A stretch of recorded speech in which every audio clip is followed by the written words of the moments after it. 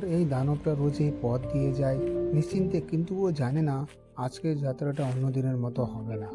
জঙ্গলের নিস্তব্ধতায় বোনা হয়েছে এক গভীর ষড়যন্ত্র। শিকারি তৈরি, অপেক্ষা শুধু সঠিক সময়ের। পুরনো প্রাসাদের অন্ধকারে সভ্যতার আড়ালে তৈরি হচ্ছিল ব্লু প্রিন্ট। 10টা মাথা, একটাই লক্ষ্য, কোথায় থামানো হবে ট্রেন, কোথায় হবে প্রথম আঘাত। সব কিছু ছকে নেওয়া হয়েছিল নিখুঁতভাবে। ভুল করার কোনো জায়গা নেই আজ রাতে। রাত নামতেই জঙ্গল তার আসল রূপ ধারণ করলো।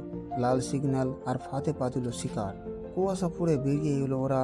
মুহূর্তের মধ্যে শান্ত জঙ্গল পরিণত হলো রণক্ষেত্র। বন্দুকের নলের মুখে অসহায় শত শত যাত্রী। পরিকল্পনার মতন চলছে অপারেশন। ঝড় যেভাবে আসে সেভাবে মিলিয়ে যায়।